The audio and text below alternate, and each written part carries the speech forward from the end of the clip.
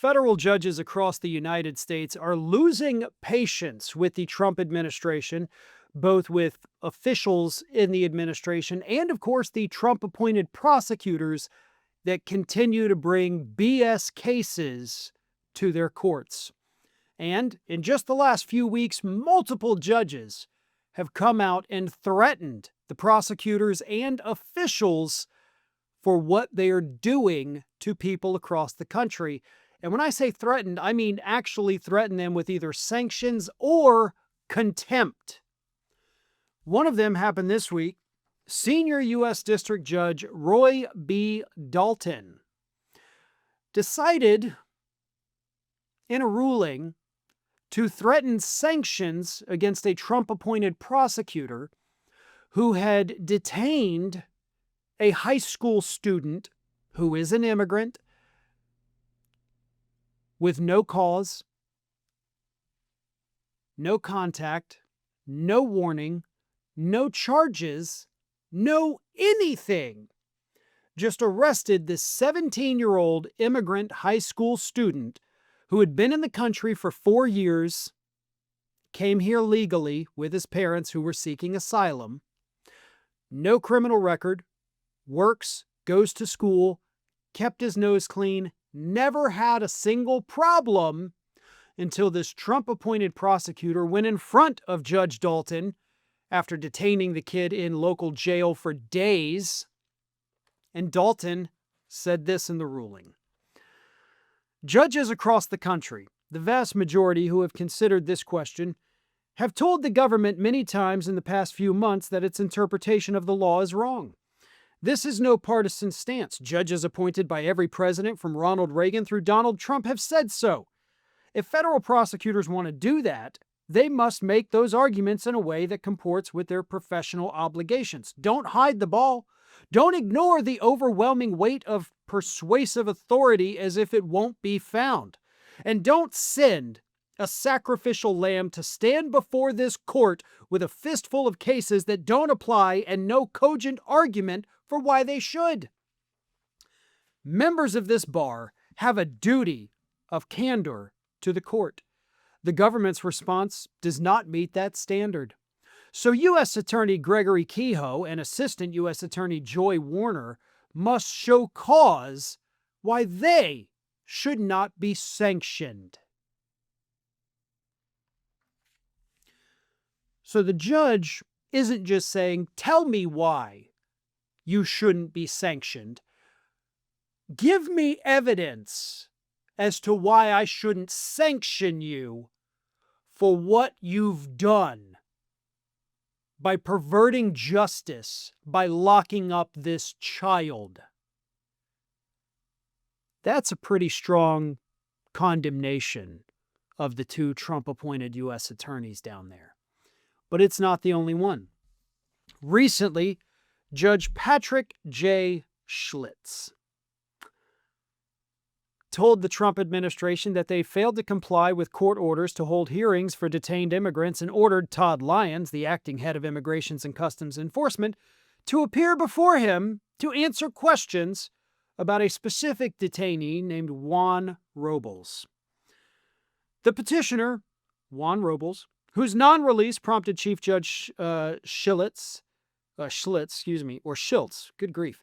It's spelled 3 different ways on this article, I'm sorry. To threaten ICE Director Todd Lyons with contempt has now been released, according to what the civil chief of the U.S. Attorney's Office has told his attorney, and his attorney has relayed to me, and that is from Lawfare senior editor Roger Parloff. Now, in Schultz's decision, he said this. This court has been extremely patient with respondents, even though respondents decided to send thousands of agents to Minnesota to detain aliens without making any provision for dealing with the hundreds of habeas petitions and other lawsuits that were sure to result. So poor little Todd Lyons got to go in front of the judge on Friday, by Friday technically, and explain why nobody thought this through.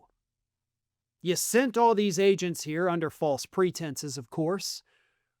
Why? What for? What the hell are you doing here? As the first judge, Judge Vance, pointed out, this isn't a partisan issue. These are judges that have been appointed by Democrats, judges that have been appointed by Republicans. They're sick of this crap. They're sick of being lied to by Trump's U.S. attorneys. And we have seen federal judges for months now come out and tell the DOJ, the prosecutors, everybody associated with the Trump administration, you're lying to us in court. Now, if you or I go into court and we lie under oath like these lawyers are doing, we go to jail. So I'm just throwing that out there as something that these judges absolutely could and should be doing. Because you're acknowledging that they're lying. Now all you got to do is follow through with the punishment, or the lying will continue. Have you, or someone you know, ever had your identity stolen, been a victim of fraud, or been hacked, scammed, doxxed? How does it make you feel that so much of your information is available for anyone to purchase? That's why I recommend today's sponsor, Aura, to my family and friends. Aura protects your privacy by identifying data brokers who are selling your information. Aura takes care of the hard part, automatically removing your information from these sites and, most importantly, keeping it off. There are a lot of services that offer this too, but none of them offer as many features as Aura, and for the same price. Aura is all-in-one digital security. You may already have a digital security tool, but not having Aura is like leaving the front door locked, but then leaving the back door wide open.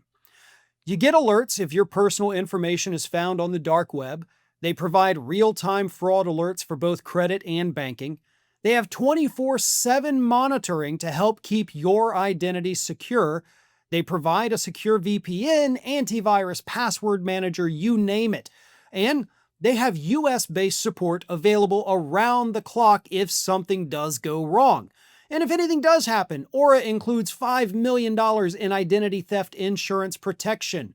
And they have US fraud experts that are ready to help you 24/7. It's one app that provides every layer of protection. I don't want to leave myself vulnerable online, and you shouldn't either. And that's why I personally use Aura. Try it for yourself. Go to aura.com/Farron to try 14 days for free. That's enough time for Aura to start scrubbing your personal information off these data broker sites without you having to lift a finger.